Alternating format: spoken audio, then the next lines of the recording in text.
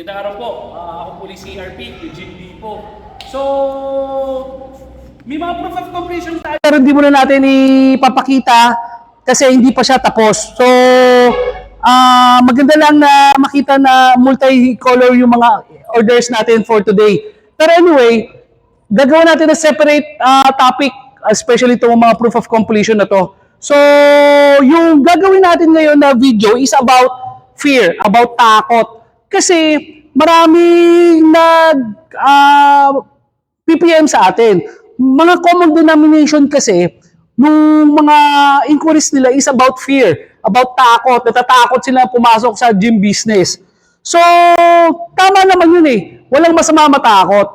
Tsaka, pero, kaya ka nandito ngayon sa channel ko, kaya ka nanonood ng videos ko, kasi nag-iisip ka na eh, di ba? One way or the other, nag-iisip ka na gusto ko mag-gym business, gusto ko ma-improve yung sarili ko, kaya ka nanonood ng videos ko, di ba?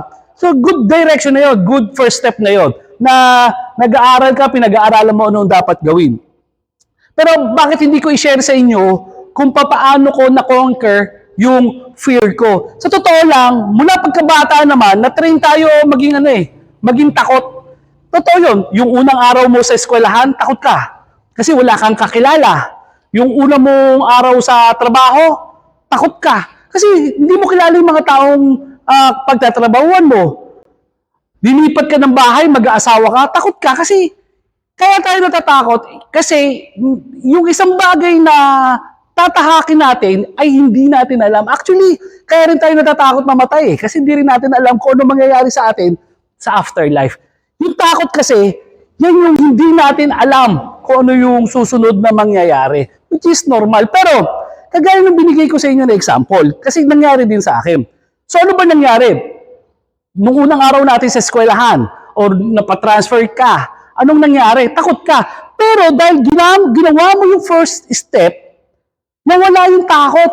A week or two, nag-adapt ka na, nawala yung takot. Ganun din sa trabaho, di ba? Sa trabaho, pagpunta mo doon, pag ikaw yung bagong empleyado, parang burog ka doon eh. Kasi lahat sila magkakakilala na. Tapos ikaw, parang bagitong-bagito ang dating mo, di ba? So wala ka pang alam. Pero eventually, mag-a-adapt ka doon, magkakaroon ng panibagong bagito, tapos ikaw ngayon yung confident na sa sarili mo. Di ba? So, ang ibig ko lang sabihin doon, yung fear, normal. Pero hindi mo to ma-overcome kung hindi mo to susubukan, itatry. Di ba? Sabi nga nila, napaka laki ng mawawala sa iyo pag nag-fail ka. 'Di ba? Malaki talaga. Pero mas malaki yung mawawala sa iyo pag hindi ka nag-try. So kailangan mo subukan. So ako, yun yung pamantayan ko, hindi lang sa gym business to sa iba pang aspeto ng buhay. So, yung takot, pwede mong pakinabangan yan. Normal sa tao yung matakot. Pero, kailangan ma-overcome mo yung takot na yon. Usually, yung dalawang paraan niya para ma-overcome eh. Yung mga tao talaga na matapang. Sabihin ko, ganoon na rin ako noon. Na, bahala na. Kasi ako, honestly, nung nag-start ako ng gym business, walang ganito. Walang YouTube na nagbibigay ng mga advice. So, palakasan talaga na loob. So, ganoon ako noon, bahala na. Pero, may mga tao na malakas ang loob, pero nag-aaral. Ito yung mga taong most likely na makakapag-succeed sa buhay. Kasi, importante yung tapang eh. Pero mas importante yung nag-iisip ka. Kumbaga sa suntukan, alam mo yun, hindi pa pwede suntok na suntok, bara-bara kahit matapang ka. Tapos ang kalaban mo, professional boxer, na marunong umilag, marunong mag-isip. So, dito ngayon, kung pinapanood mo to, sigurado ako, isa ka dun sa mga matatapang na gustong matuto, gustong mag-aral. Nasa tamang direksyon ka na. Nasa tamang direksyon ka na. Isa pa, wag mong kaligtaan na tama na makaramdam ng takot, pero kailangan, labanan mo tong takot na to, pero pa doon, kailangan mo ngayon ng action. So, ang plano, pag hindi mo ginawang action, plano pa rin yan. So anyway, isa pa sa natutunan ko sa buhay, di ba? Sa eskwelahan, Pag sinabihan ka ng teacher mo, o ito assignment mo, gawin mo to bukas, gagawin mo. Yung empleyado, pag sinabihan ka nung boss mo na, pumasok ka ng alas 8, umuwi ka ng alas 5, o mag-overtime ka, gagawin mo, di ba? Kasi na-train tayo ng ganun. Pero bakit? Pag sinabi ng sarili mo, ng utak mo, medyo hindi na tayo healthy, tignan sa salamin, dapat mag-gym na tayo. May iba na tayong pangangailangan sa buhay, kailangan natin ng extra income, kailangan natin ng magtayo ng sarili nating business, kagaya ng gym business. Pero bakit tayo, hindi tayo nakikinig sa sarili natin? Alisin natin, kasi ako honestly,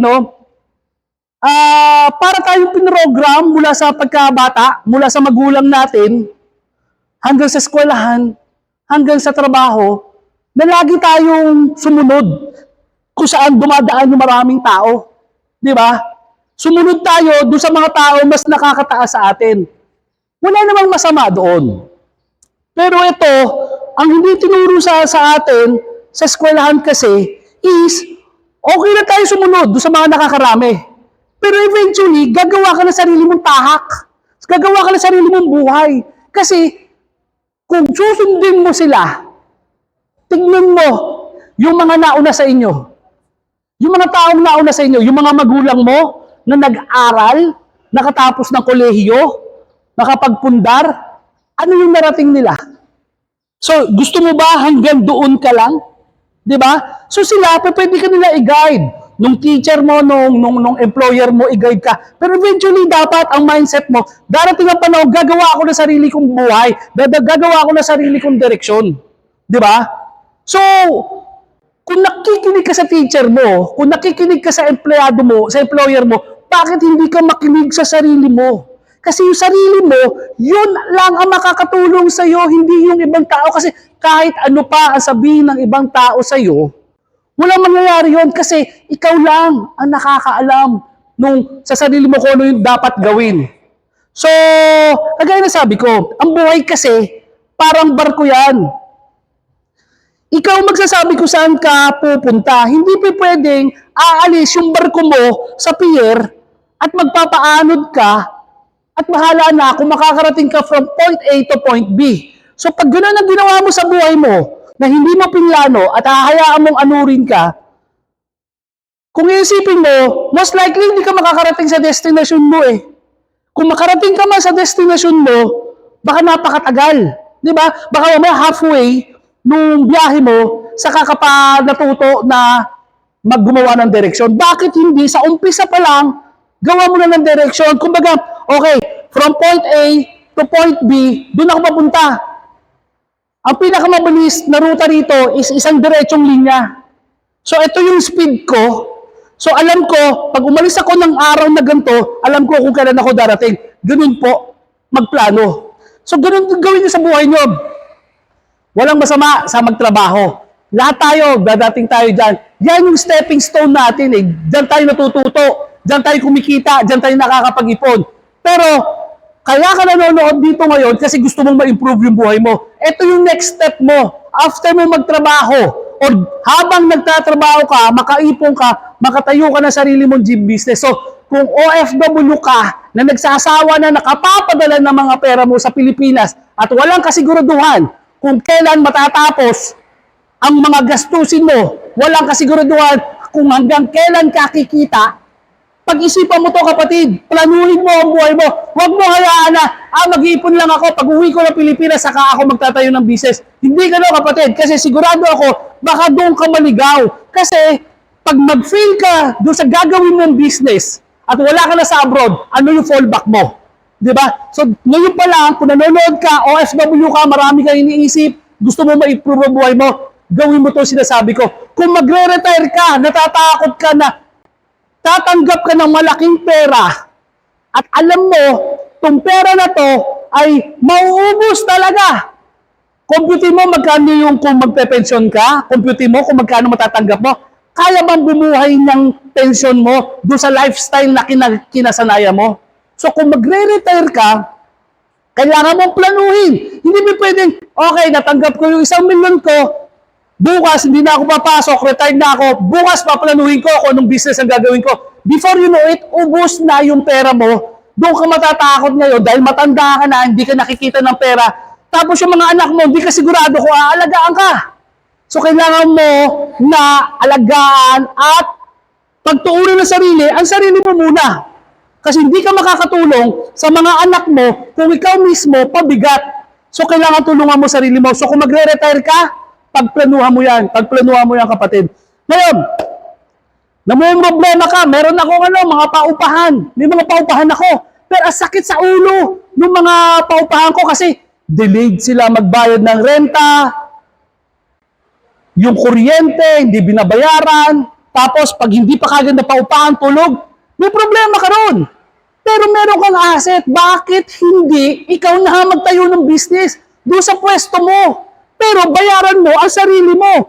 Let's say, ang commercial na paupahan mo is 15,000 pesos ang renta. Bakit hindi magtayo ka ng business doon? Bakit hindi magtayo ka ng gym business? Kasi kung nanonood ka sa videos ko, alam mo na ang pagpapatakbo ng gym business is parang nagpapatakbo lang ng paupahan. Walang masyadong asikasuhin doon. Iiwan mo lang yan, yun na yun, kikita na ng pera. So mas malakas ang loob mo mag-business kapag ang business mo is kagaya ng gym business plus ikaw pa ang may-ari ng sarili mong paupahan. Hindi ko sinasabing huwag malulugi yung paupahan mo ngayon. Hindi, kapatid. Kasi ang mangyayari na ngayon, pag kumita ngayon yung gym mo, buwan-buwan, magbayad ka ng 15,000. At yung matitira, hiwalay mo nakita yun. Kasi ibang negosyo mo yun eh. So ngayon, kumita yung paupahan mo, kumita yung gym business mo. Diba? Mas practical yun. Hindi problema yun kasi ang pasok ng pera ngayon sa'yo, tuloy-tuloy. Kasi ikaw magbabayad sa sarili mo, syempre on time ka lagi magbabayad. Yung gym mo, kumikita, araw-araw yan, kumikita yan, umulat, umaraw yan, may mag-gym sa'yo. Kaya, magandang kombinasyon din yun. Kung may paupahan ka at may magtatayo ka ng sarili mong gym business. Okay. Kung wala ka doon sa mga binanggit ko, baka ito meron ka. Baka mamaya, umuuba ka ng bahay na may malaking garahe. Or yung bahay na pag-aari mo, may malaking garahe. Bakit hindi mo gayahin si Sir Dexter ng Kabatuan Iloilo na nagtayo ng sarili niyang gym sa sarili niyang bahay doon sa garahe niya? Let's say, yung upo mo sa bahay mo is 5,000, 10,000 pesos na doon na yung bahay mo. Bayad na yun eh, nakakabayad ka na. Pero kung lalagyan mo pa ng gym business yun, wala nang bayad yung gym business mo na yun kasi bayad ka na doon sa upa eh. Di ba? So baka ngayon, doon ka naman pumasok. Baka ikaw naman yung tipo ng tao na nagsawa na ng kaaantay na may mangyaring maganda sa buhay mo. Bakit hindi ikaw ngayon ang maging proactive? Huwag kang magantay, kapatid. Ikaw mismo ang dapat gumawa na sarili mong steps. So ito yun, kung may sarili kang bahay, naupa ka ng bahay, pero may extra space ka, bakit hindi mo lagyan ng gym business mo? Dahil kagaya ng sinasabi ko sa mga videos ko, hindi mo kailangan magtayo ng gym business sa commercial na lugar. Kaya mong magtayo sa residential na lugar. Marami na po tayong naging kliyente, hindi na natin mabibilang yan. Kung ilang kliyente ang nagtayo ng kanyang gym business sa sarili niyang bahay. So, I hope marami tayong natutunan doon sa sinabi ko. Yung takot na yan, normal yan. Pero ang takot, napapaglabanan yan ng pag-iisip. Yung takot, pinag-aaralan yan para ma-overcome. Hindi kailangan i-overcome ang takot ng tapang lang. Di ba? Actually, ang takot kasi, ang katapangan is hindi yung alam mo kaya mong labanan yung takot mo. Pero yung tapang, yung alam mo hindi mo kayang gawin. Hindi mo kayang talunin yung kalaban mo, pero mag-iisip ka ng paraan paano mo siya ma-overcome. Kasi kung alam mo tatalunin mo yung kalaban mo, hindi ka na natatakot doon. So, importante na makaramdam ka ng takot, ma-overcome yung takot mo, at mapag-aralan mo lahat ng aspeto ng buhay mo. So, I hope naging maganda yung topic natin for today. At yung mga tao na nag-PPM sa atin about sa takot, na-explain ko sana na maayos sa inyo to at natuto kayo. Ako po uli si RP, nag-Gym D po. Maraming salamat po.